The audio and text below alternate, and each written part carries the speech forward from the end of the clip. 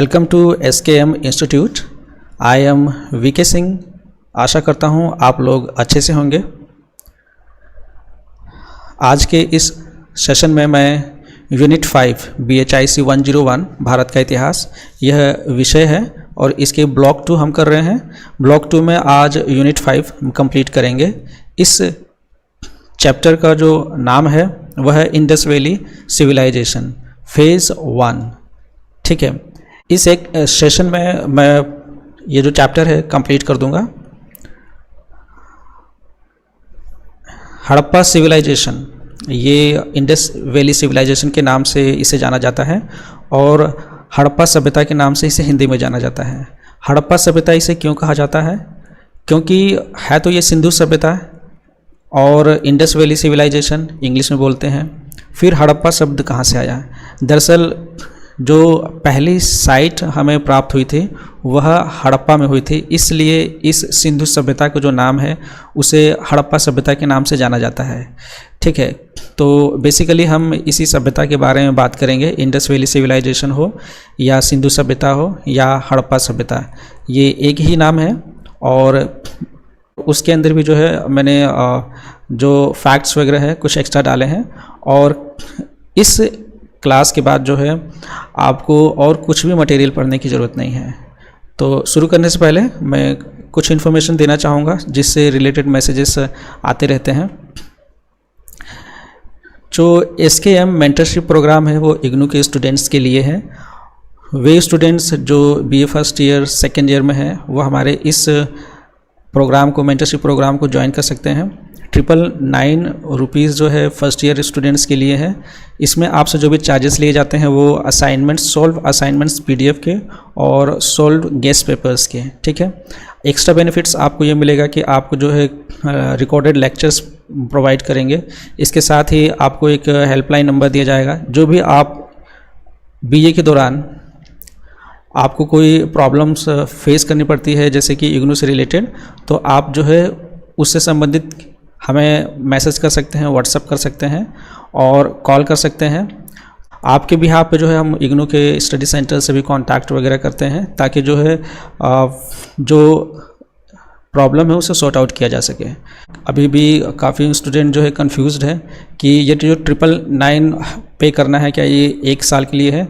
जी नहीं, 999 आपको आप जो पे करेंगे ये मेंटरशिप प्रोग्राम के लिए, इसमें जो है रजिस्ट्रेशन के लिए, तो ये 3 साल के लिए है। इसके अलावा कोई एक्स्ट्रा कॉस्ट नहीं है।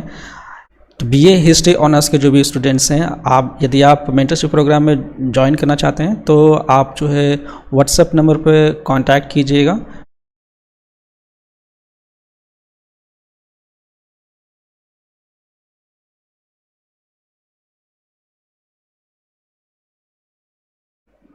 इंट्रोडक्शन।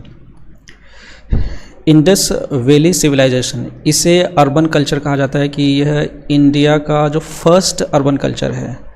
तो प्रश्न उठता है कि जब ये फर्स्ट अर्बन कल्चर है तो इससे पहले की जो सभ्यता थी क्या वो शहरी सभ्यता थी? जी नहीं, क्योंकि ये फर्स्ट शहरी सभ्यता है जिसे हम जानते हैं शहरी संस्कृति के नाम से।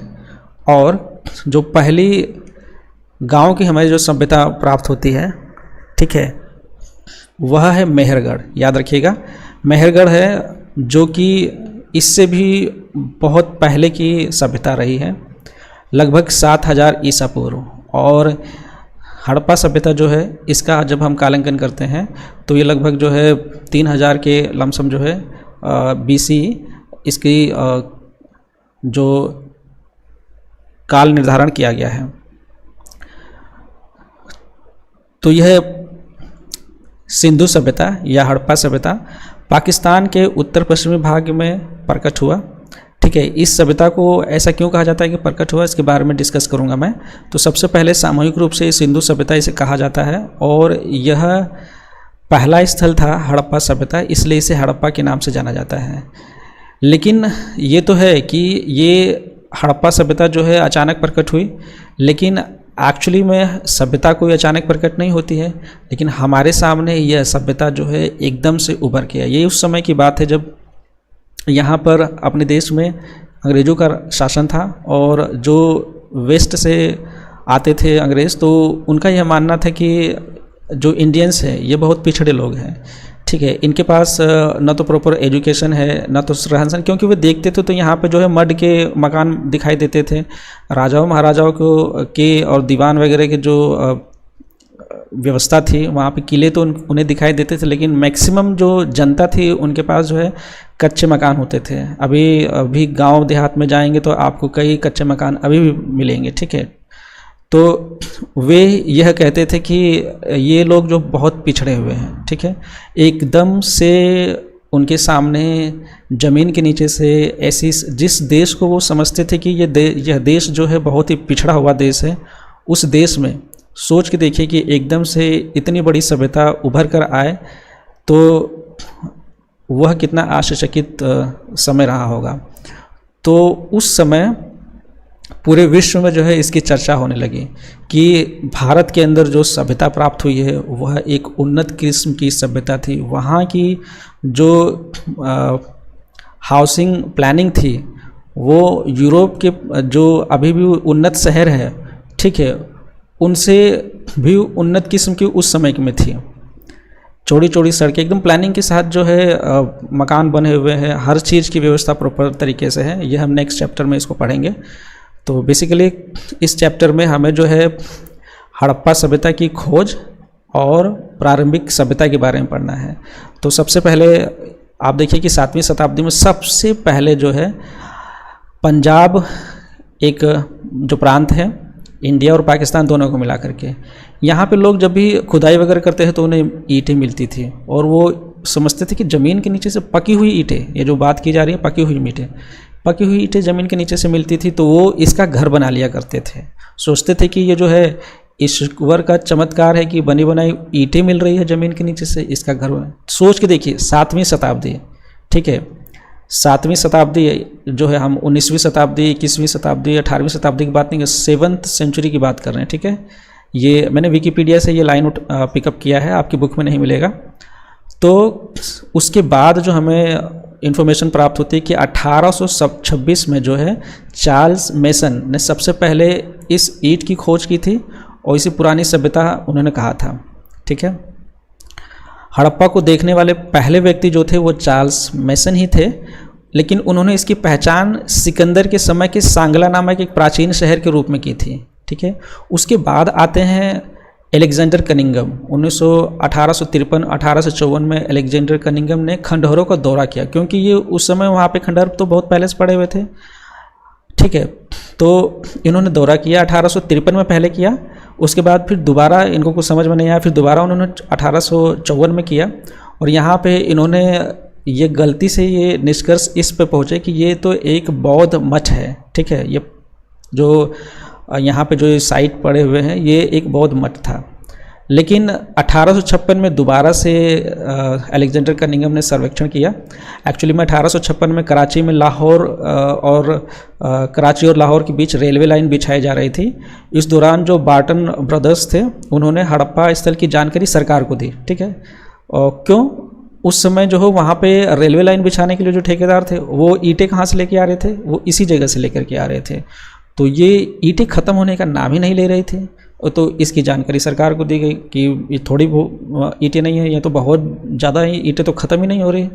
तो उसके बाद दोबारा से जो है इसी क्रम में 1861 में अलेक्जेंडर कनिंघम ने भारतीय पुरातत्व विभाग की स्थापना की, ठीक है, ताकि एक अलग से डिपार्टमेंट बनाया जा सके और फिर इसके ऊपर काम किया जा सके, ठीक है। क्योंकि पॉलिटिकल एरा में जो भी सिनेरियो में जो भी कुछ काम किया जाता है तो उसको सबसे पहले जो है उसको फंडिंग वगैरह की ज़रूरत होती है। तो प्रॉपर तरीके से एक विभाग बनाया गया और उसके बाद फिर इसके जो है सर्वेक्षण किया गया। तो पुरातत्व सर्वेक्षण के पहले सर्वेक्षणकर्ता जो है अलेक्जेंडर कनिंघम ने 1875 में फिर से इस स्थल का दौरा किया। देखिए कितना साल लग गया, 1875 में फिर से इस स्थल का दौरा किया और यहाँ पर तब उन्होंने इसके महत्व को महसूस अभी तक नहीं किया था, जब तक कि सर जॉन मार्शल इनको नियुक्त किया गया महानिदेशक के रूप में। और फिर इन्होंने सबसे पहले सर जॉन मार्शल ने इस के हड़प्पा सभ्यता की खोज में महत्वपूर्ण भूमिका निभाई थी। तो 1902 में लॉर्ड कर्जन द्वारा जॉन मार्शल को पुरातत्व विभाग के महानिदेशक बनाया गया और 1921 में जो है दयाराम साहनी ने हड़प्पा की खुदाई की। तो इस प्रकार इस सभ्यता का नाम हड़प्पा सभ्यता पड़ा। ठीक है, राखलदास बनर्जी को जो है मोहनजोदाड़ो का खोजकर्ता माना गया है। तो ये तो फैक्ट बात हो गई। तो हमने ये जाना कि किस प्रकार से इसकी डिस्कवरी हुई है। काफ़ी समय से ये जो है मौजूद थे साइट, लेकिन जो है प्रॉपर इंफ्रास्ट्रक्चर प्रॉपर तरीके से जानकारी ना होने की वजह से जो है इसको जो है एक तरह से इग्नोर करता चले गए लोग। ठीक है,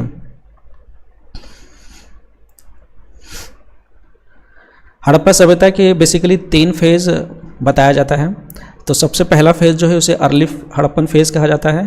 प्रारंभिक हड़प्पा फेज़ जो है 3000 ईसा पूर्व से 2600 ईसा पूर्व तक माना गया है। उसके बाद मैच्योर हड़प्पन सभ्यता, इसको जो फेज़ आता है सभ्यता में उसे मैच्योर हड़प्पन बोला जाता है, परिपक्व हड़प्पा। ठीक है, तो क्या होता है ना, कभी भी कोई सभ्यता जब स्टार्ट होती है तो उसमें जो है सबसे पहले जो है लोअर फेज़ आता है। ठीक है, इसमें जो है प्रारंभिक हड़प्पा फेज़ में जो है आता है। उसके बाद जो है वह सभ्यता अपने पीक पे जाती है। ठीक है, पीक पे जाती है, फिर उसके बाद कुछ समय तक पीक पे रहती है। उसके बाद फिर उसका जो है उस सभ्यता का जो है ह्रास होने लगता है।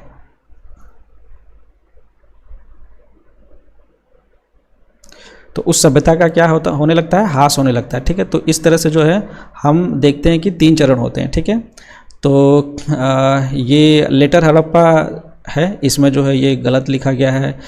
इसमें जो है उत्तर हड़प्पा काल इसे बोला जाता है। तो लगभग हमने देखा कि 3 शहरी चरण थे। शहरी चरण परिपक्व हड़प्पा काल में अधिक प्रचलन में था। ठीक है, उसके बाद जो है ये तीसरा जो हमने देखा उत्तर हड़प्पा काल जो है, इसमें जो है इस सभ्यता का ह्रास होने लगा। अर्ली हड़प्पन कल्चर्स कौन कौन से थे, हमें ये जानकारी होनी चाहिए। बेसिकली लगभग 3200 ईसा पूर्व में एक परिवर्तन हो रहा था जिसमें 4 संस्कृतियों की उपस्थिति देखी जा सकती है। तो सिंधु बेसिन में और बलूचिस्तान के कुछ हिस्से जिसमें शामिल हैं। तो हम बेसिकली जो है क्या समझते हैं कि जो मिट्टी के जो बर्तन होते हैं, ठीक है, मिट्टी के जो बर्तन होते हैं वहाँ पे जो है मिट्टी के बर्तन, तो मिट्टी के बर्तन एक जो हमें प्राप्त होते हैं तो वह जो है उस संस्कृति से उसे जोड़कर देखा जाता है।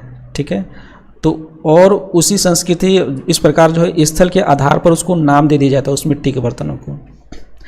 तो बेसिकली हम जो है 4 हड़प्पा संस्कृतियों की बात करते हैं। पहला है कोट डिजिन संस्कृति। यह पंजाब के पाकिस्तान के पंजाब और उत्तरी सिंध के बड़े क्षेत्रों में फैली हुई थी। उसके बाद है उत्तरी राजस्थान। इसमें जो है भारतीय पंजाब और हरियाणा की बस्तियों में के साथ सोथी सिसवाल संस्कृति भी देखी जा सकती है।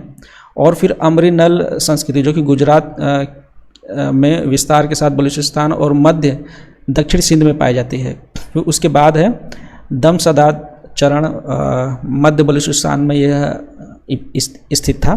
तो ये बेसिकली 4 संस्कृतियाँ जो है प्रारंभिक हड़प्पा संस्कृतियाँ कहलाती हैं।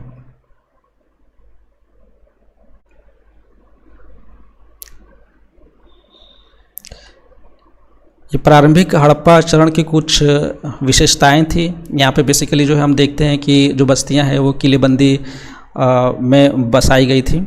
ठीक है, और स्टैंडर्ड ब्रिक्स का इस्तेमाल हमने देखा। फोर्टिफाइड के अलावा जो है स्टैंडर्ड ब्रिक्स का इस्तेमाल करते थे, जो ईंटें जो हैं अभी भी हम लोग इस्तेमाल करते हैं घर बनाने के लिए।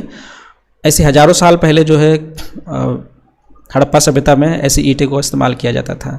इसके अलावा हम देखते हैं कि जो है ये हमें एविडेंस प्राप्त हुआ है कि जो ग्रिड प्लानिंग के साथ वो है 2 डिविजन्स में जो है सेटलमेंट्स करते थे और उनका फोर्टिफाइड किया जाता था अलग अलग सेक्टर्स के लिए। मिट्टी के बर्तन समय प्राप्त हुए हैं। ठीक है, और ये मिट्टी के बर्तन जो है परिपक्व हड़प्पा चरण में भी ये कंटिन्यू रहे हैं। इसके अलावा हम ये देखते हैं कि वहाँ पे अलग अलग तरीके के आर्टिफैक्ट्स जो है हमें प्राप्त हुए हैं, जैसे कि जो विविध कलाकृतियाँ हैं, जैसे कि टेराकोटा केक, मछली के स्केल, पीपल के पत्ते पर जो है चित्रांकन, रूपांकन। और ये हम कुछ देखते हैं कि परिपक्व हड़प्पा चरण में भी जारी रहे। तो प्रारंभिक हड़प्पा चरण और परिपक्व हड़प्पा चरण, इनके बीच में जो समय आता है वो उसे बोलते हैं ट्रांजिशन पीरियड। तो क्या होता है कि जब कोई सभ्यता अपने प्रारंभिक अवस्था में होती है, ठीक है, तो उस एक समय आता है जब वो अपने पीक पे जाती है, तो इसे परिपक्व बोलते हैं, पीक पे है, ठीक है। और यहाँ पे जो है ये प्रारंभिक है, लेकिन बीच में ऐसा कोई समय आता है, बीच में जो समय आता है इसे हम बोलते हैं ट्रांजिशन पीरियड। तो इस पॉइंट पे हम जो देखेंगे कि जो परिपक्व हड़प्पा सभ्यता है उसके भी कुछ इनपुट समय यहाँ पे दिखाई देंगे, और जो है कुछ छाप जो है प्रारंभिक हड़प्पा चरण के भी। तो इस तरह से जो बीच का चरण होता है, बदलाव का पीरियड जो होता है, उसे ट्रांजिशन पीरियड कहते हैं। आगे हम देखते हैं कि कुछ स्थानों पे हमें ऐसे लिपियाँ मिली है जो कि परिपक्व हड़प्पा सभ्यता में भी इन्हें देखा गया है, ठीक है। इसके अलावा जो है यहाँ पे हमें जो है कच्चे माल का जो है ट्रांसपोर्टेशन वगैरह दिखाई देता है, एक्सचेंज वगैरह, ठीक है। हमें देखते हैं कि यहाँ पे जो है कुछ कृषि के कार्य तो होते ही थे, साथ में जो है इनसे रिलेटेड जो है व्यापार वगैरह भी होते थे। मवेशियों के द्वारा, मवेशियों को लेकर के कई सारे अनुष्ठान और मान्यताएं के जो है हमें चिन्ह यहाँ पे प्राप्त हुए हैं। इसके अलावा हम देखते हैं कि यहाँ पे जो हड़प्पा सभ्यता थी, इन्हें धातु कर्म के संबंधित इनको जानकारी थी। इसके अलावा यहाँ पे जो नाप तोल की जो चीज़ें होती हैं प्रॉपर तरीके से हमें जो है बट्टे प्राप्त हुए हैं। तो इन सभी विशेषताओं से यह हमें समझ में आता है कि निर्णायक रूप से ये सब विशेषताएं ये सिद्ध करती हैं कि जो प्रारंभिक हड़प्पा चरण है, ये हड़प्पा चरण जो सभ्यता है, सिंधु सभ्यता, ये हड़प्पा सभ्यता है, और ये सब विशेषताएं देखने के बाद हमें समझ में आता है कि ये अपने प्रारंभिक चरण में थी। तो बेसिकली ये एंड ऑफ द इस चैप्टर है और इतना ही इसमें दिया गया है। इसके अलावा 3 प्रश्न पूछे गए हैं जो कि हिंदू सभ्यता की भौगोलिक विशेषताओं पर 10 पंक्तियाँ लिखें। Write 10 lines on the geographical features of the Harappan civilisation. Next question है कि discuss the transition phase of the Indus valley civilisation. यह भी मैंने बताया कि ट्रांजिशन फेज क्या होता है, हालांकि मैंने नोट्स में, क्लास नोट्स में इसे इंक्लूड किया है। तीनों प्रश्न के उत्तर इसमें मौजूद हैं। तो किसी सिंधु घाटी सभ्यता के संक्रमणकालीन चरण पर चर्चा कीजिए। तो ट्रांजिशन फेज जो होता है उसे संक्रमणकालीन चरण ही कहते हैं। Discuss any one early Harappan cultures. तो इसमें इसका आंसर देते समय मैंने जो है आपके जो क्लास नोट्स हैं इसमें कोट दीजिए, महत्वपूर्ण ये संस्कृति थी, कोट दीजिए। तो जैसे हमने पढ़ा कि 4 संस्कृतियां थी मेनली रूप से, ठीक है, तो उसमें कोट दीजिए का मैंने जो है इसमें आंसर दिया है क्लास नोट में, और ये एग्ज़ाम में कई बार पूछा गया है, ठीक है।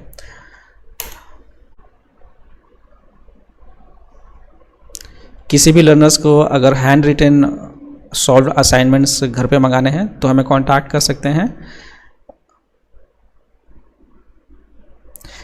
इसी के साथ मैं ये सेशन समाप्त करता हूँ। Thank you very much.